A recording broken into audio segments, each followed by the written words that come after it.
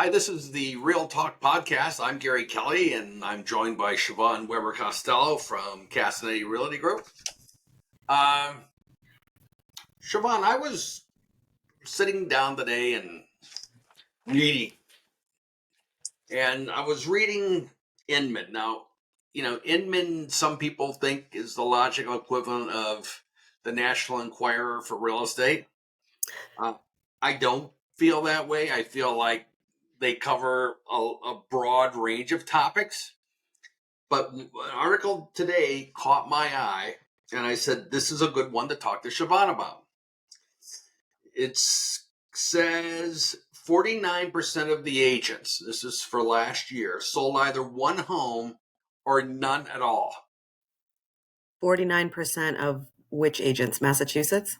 Nope. This is nationwide. Okay. And it's from the Consumer Federation of America, whoever the heck they are.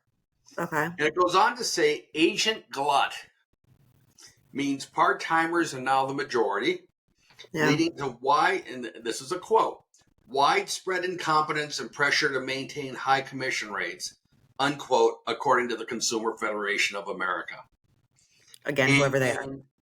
My reaction was I was interested to see that 49% of people sell one home or less. I don't personally think it leads to widespread incompetence. I don't think that the number of homes sold is what drives incompetence. Yeah, I mean, that seems like a self-fulfilling statistic to me, right? So, I mean, they're equating transaction experience with competence, right? Which certainly there's a corollary there, but that's not, as you pointed out, all there is to the story. In addition to which, the harder it is to make a living or to break into real estate, the more likely you are to need another job. So now you're automatically part-time, which gives you less time to do the transactions. So I think that coupled with the statistic we all know and love where I say we know it, I don't know the actual number, but it's something north of 75%, maybe even north of 80% of agents will quit the business altogether within their first 3 years or so, right? Were you ever a part-time agent? For a minute, and by a minute I mean like 6 months, and I nope. I found that I was unable to do either job well. I completely agree. But how I would also say, though, people get into real estate for a lot of different reasons. So sometimes the reason is that they know people or constantly or frequently encounter people who have homes to sell. I know it sounds maybe kind of strange to people out in the world who aren't in real estate, but we have a lot of hairdressers, right? For example, if you're a hairdresser, you're meeting people pretty frequently and you're talking about their lives pretty naturally, right? And so you may consistently encounter people who want to buy or sell a home. And so sometimes people will get licensed just to capture that volume, right? And they're not trying to be, the best they can be or be the number one agent in the area. Whereas people like you and like me are a little more aggressive than that, right? I think we want to be the best in whatever our chosen field is. And so when we weren't in a field, we don't know how to be the best at everything all at once.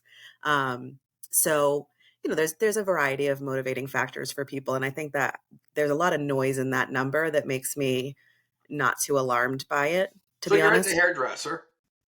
Yeah. And the hairdresser's doing their thing, whatever that might be. And they say, what do you think, Siobhan? Should I get into real estate? How do you answer that right now? So to be honest with you, I would answer it the same way. I like it best when you lie. It's sometimes more fun that way. Just see if you can kind of, to be perfectly frank, my answer hasn't changed in the last 5 years. And I think that the reason my answer will likely never change is that the whole industry rests on change. It's not going to be the same job tomorrow as it's going to be next year or the one after. There are cycles, and there are certainly, lots of data sets we can look at to try to anticipate some predictability in the market or the cycles of the market. But it's not the same job day to day or year to year. So whether you want to get into it or not, I think really comes down to, frankly, how much money do you have in the bank, right? How long can you afford to not make anything because you have to give to get in this business? And it's going to take you a year plus, right, to be able to support yourself, most likely at whatever level you're accustomed to doing that. So you need to have some plan for that.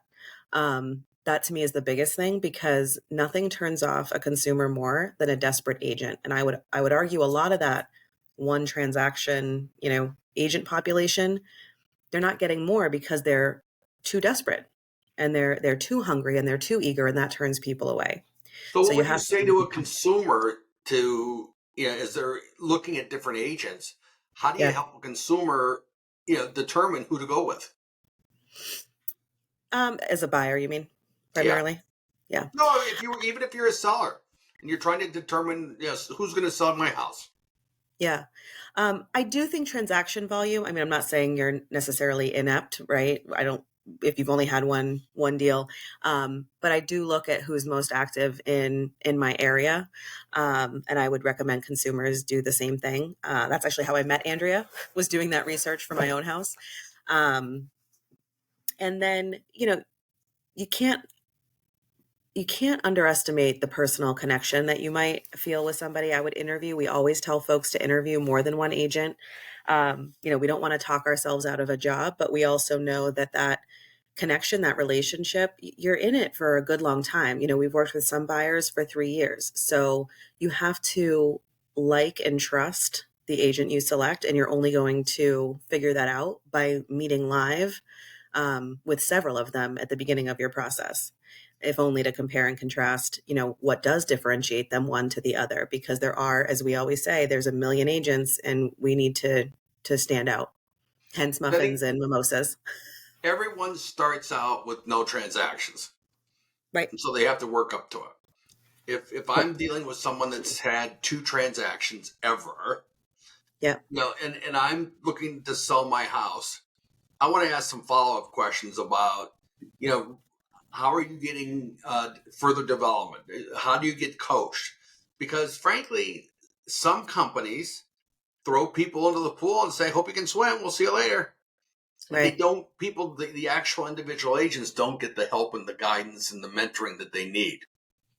Definitely. And that's what I mean, I started at Castinetti, and I'll stay here forever for that reason, because even when I had no transactions, I could still sell the team. And we've only gotten bigger and better since then, to be able to say, maybe I'm not the best at commercial, or the best at relocation, or the best at whatever.